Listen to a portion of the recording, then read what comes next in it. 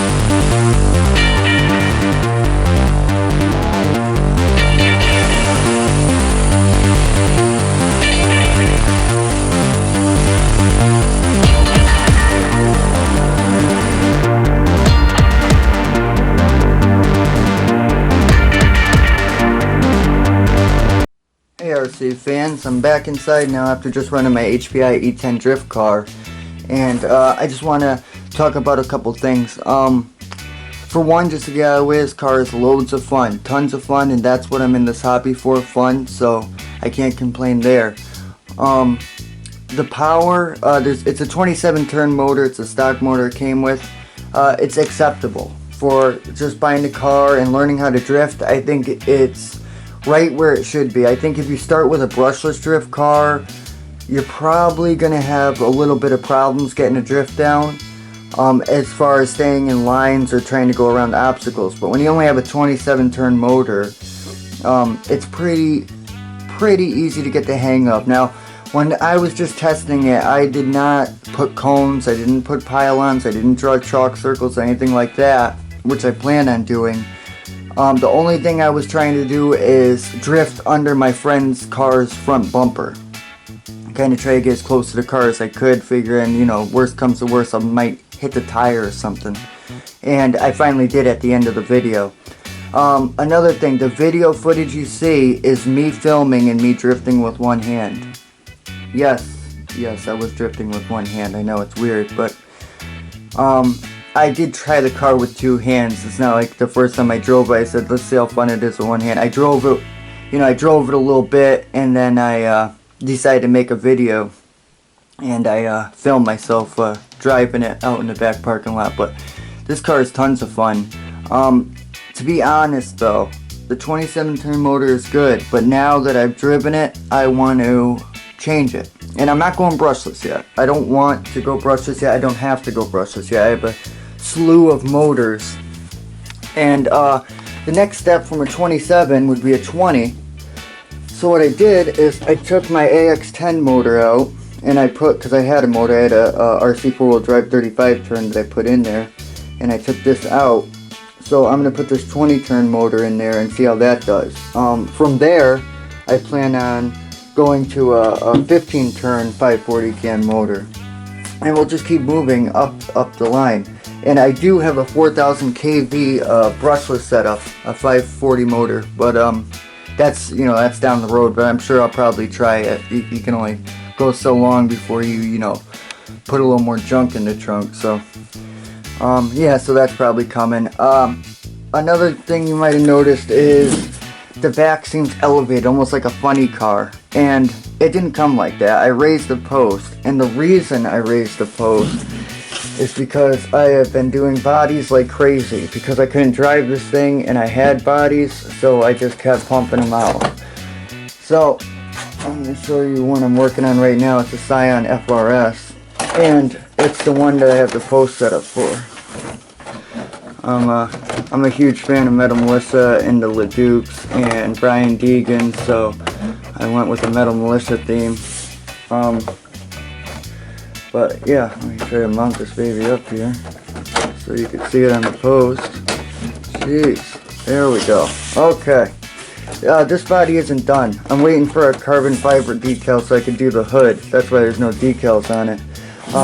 One thing I could say I regret is rushing the window, because you can see there's air bubbles in this bitch, something fierce, and I push them down, I poke them, I let the air out, and I swear, this is gonna sound crazy, but the next morning I come and the F is puffed up again. Oh, excuse my language. Yeah, so next morning I come down and this thing is all filled up with air again. I could push these things down every day, and the next day it's filled. It's only been a couple days, honestly, but it's happened twice now where I wake up and I come and I see it, and it's got a big, this air bubble, it keeps coming back, and it seems to get worse. But it's not, I'm not going to complain too much about that. I like this car a lot. I'm also going to put side mirrors on it, and two exhaust tips that are going to go in the two ports here. I'm going to cut it out and put exhaust tips there. Yeah, this body's crazy. I mean, it was a two-piece body. I had to paint separately and then clip this whole rear bumper on with screws. But I really like the Subaru BRZ, and I know Tamiya has a shell for that, or Tamiya makes a BRZ shell, and I couldn't find it. So the next best thing, Scion FRS, right? I mean, it's the same body pretty much. Yeah, I'm not a really huge fan of Scion, but I'm a huge fan of drifting, and I do like Ken Gushi's FRS, so I wanted to do my own up. So yeah, that's one. The other one, I think some of you already know. The post is not designed for it, so I'm just going to show you the body. It's I've had a picture of this. I changed it. People are probably wondering if I even owned it, but I do. My AE86 drift car. This thing was designed in mind to look like a car you'd see on the FD circuit. That's why it has a crazy spoiler and stuff. This wasn't designed to look like something you drive down the road. Neither was that. It's what I'm into. It's how I design my cars. It's me. Okay, this is me. So, yeah, I put wipers on this car. I put side mirrors already. I put an exhaust tip on it. Spoiler. And it came out, I think it came out good. Maybe you guys don't think it came out good. I think it came out good.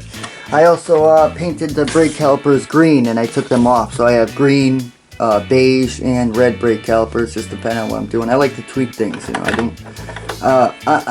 I love running my RC, but almost just as much I love running my RC, I love wrenching on my vehicles. So no matter what, whether it's the body or the tires or the motor or the transmission, whatever it is, I want to work on RCs when I'm not running them.